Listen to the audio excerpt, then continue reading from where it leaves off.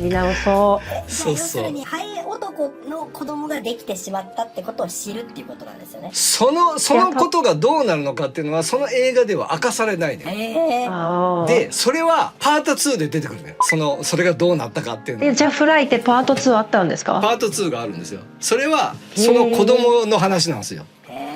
監督クローネンバーグ？いや監督はクローネンバーグじゃないですよ。じゃないんだ。いやだからねそこがねあんまり面白くないかな。なんか話聞いてて僕この映画実は未見なんですよ。あらすじはしてたんですけど。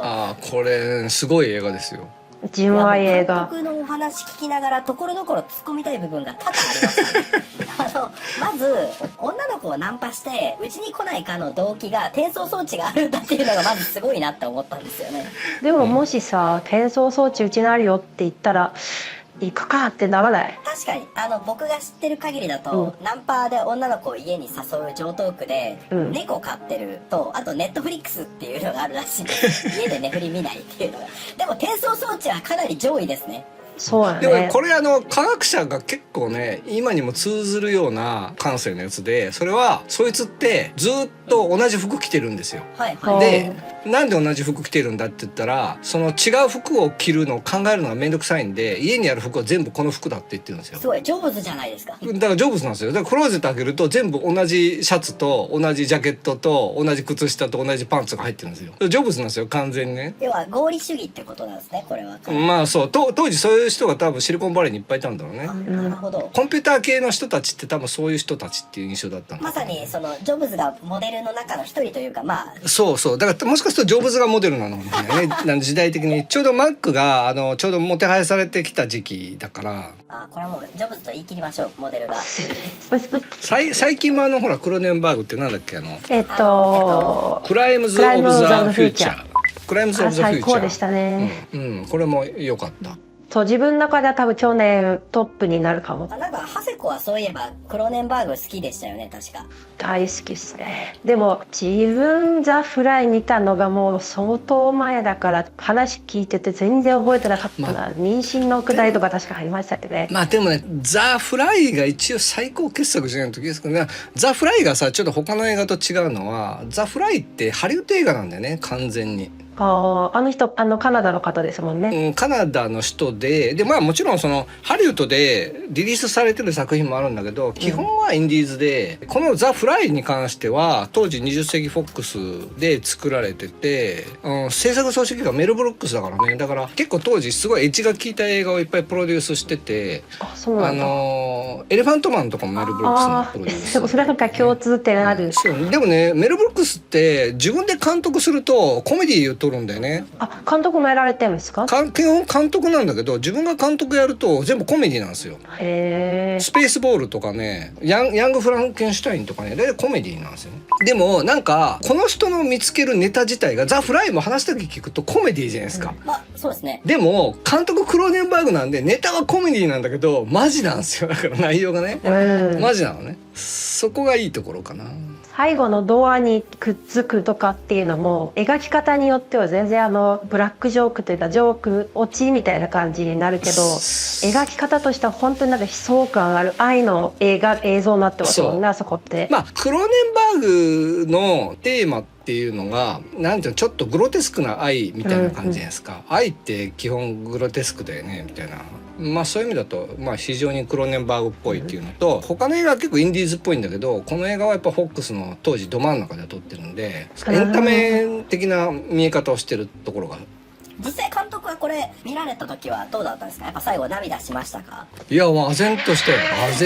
ねなんだこれと思ったね。見たことないタイプの映画ではあったね。クローネンバーグのシーンはわからないですけどこれは本人的にはあれですかね泣かせるつもりだったんですかねやっぱ。そうだと思う。クローネンバーグって基本泣かせるつもりなんで何でも。クローネンバーグって変な映画ばっかり撮ってるんだけど本人はもうすごく真面目ですごい理路整然としててちゃんと自分は売れ線のちゃんとしたものを作ってると思ってるところがやっぱ他の監督にない凄さっだから全部説明できるんだよね。見せられた側はこれは何が行われてんだろうって分かんないんだけど、監督としては全部そこは説明できちゃうみたいな、すごいロジカルな狂人っていうのが監督のイメージで。まあでもあれですよね、ある意味恋愛もそうですもんね。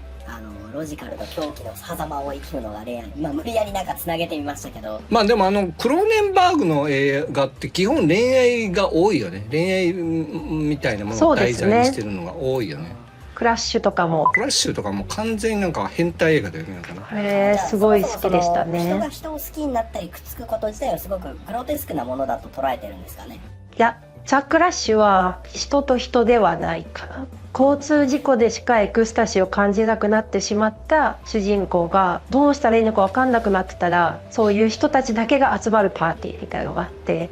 汚れたのか自分で見つけたのか言ったら、もう自分はなんかこうすごい変わった体になってしまったと思ったら、それが当たり前の世界になってて、みんなもう傷だらけで腰からももまでざっくり裂けてる長し傷口を持った美女がいるんですよね。その人とこう結構いい感じになって、そっからは恋になるんですね。そう。でもそれがその個人間の恋なのか、アクシデントで対する恋なのか、それの結果に対しての恋なのか、でも本当にそこら辺の感情がすごくこう入り乱れて、まあこのクラッシュって映画が96年じゃないですか、ってことを考えるとね、インターネット世界の入り口なんですねこれね。そういう意味だとインターネットの中のね、いわゆるそのコミュニティみたいなねものを多分表現したんだろうと思うんですよね。要するにトップギアに入ってしまって、ちょっとやばいところにやばいゾーンに入ってるんだけど、自分を止められなくなってしまって、その時にグロテスクになってしまった、自分の姿を見せ合うっていうことで、好きとか嫌いっていう感情もあるみたいなね。まあ今にして思うとアバターの恋愛みたいなもんだよね。確かに。だからそういう意味だとすごい時代を予見してるっていうか、すごい映画だなとは思うけどね。まあクライムズ・オブ・ザ・フューチャーなんかもさ、どんどんそのグロテスクになっていったさ体をさなんか見せ合ったりさ、するじゃないですか。あれはなんか SNS のメタファーじゃないですか。でも客観的に見るとさ、 SNS の世界ってものすごいグロテスクじゃないですか。内臓を見せ合うっていうのさ、あと内側を見せない。そうですよね。ソーシャルって内臓を見せ合うっていう場所じゃないですか。でそれものすごい見にくくてグロテスクなんだけど、それを褒め合ってるっていうか。クローネンバーグ自体やっぱその奥のそのグロテスクさのところに美しさがあるみたいなところは言ってて、その人体の中の構造物がもしすごく美しかったとしても、それが美術的な評価を得るかみたいな話を監督自身がしてて、その今まで体の体内にある造形物っていうのは医学的な方向でしか評価がされないけど、もしそれが美術的な評価にされたらどうなるんだろうみたいな、なんかこう物語をコンセプトにしてたみたいな話を聞いてて、でもなんかそこってその今言ってた SNS ともあって、そのグロテスクなんだけどそこにオリジナリティがあったり美しさがあったりみたいな、それを見せ合うことで一見グロテスクなんだけど、そこにいる人たちは誰も結構みんな幸せそうだったり、喝采を浴びせてたり、なんかあの辺がなんかクローネンバーグなりの意外とディストピアじゃなくてユートピアを描いたのかなっていうのは感じはしましたね。そうユートピア幻想っていうか、ユートピアだと思うね。だからなんていうの、文明じゃないですか。要はね、文明によって人間の感性が変わっていくっていう瞬間を描いてるっていうか、そこにしかもクローネンバーグがすごいなと思うのは愛を描くじゃないですか。そこに愛がそんなところに愛があるんだっていうのをさ、愛の情念をこうちょっと見せていくじゃないですか。好きだみたいなさ、そこがちょっとディストピアっぽく描くとさ、なんかネガティブじゃないですか。でまあなんかクローネンバーグもネガティブに見える瞬間あるんだけど、なんかギリギリなんかそこを愛をなんか見せてくるんで。そうですね。ポジティブさはいいですよね。なんかこうそっちは間違えてるからそっちの方向に人間は行っちゃダメだみたいなことを言うのかなと思ったら、そうは言わないじゃないですか。言わないですね。そっち行くしかないよね僕らはみたいなさことを言ってて、そこがちょっと面白いところかな。そっちはそっちで楽しいよって、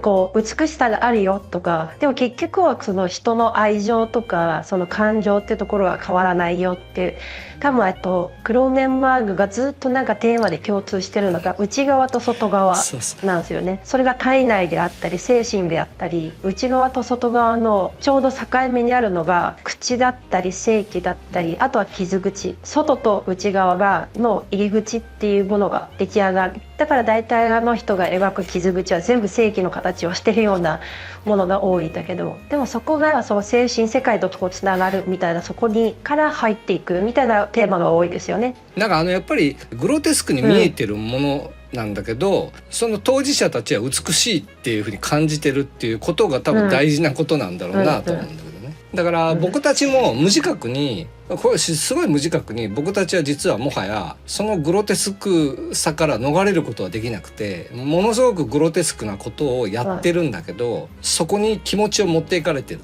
ていうさ、言ってしまえばその例えばメディアの中のアイドルをさ好きになるっていうのさ、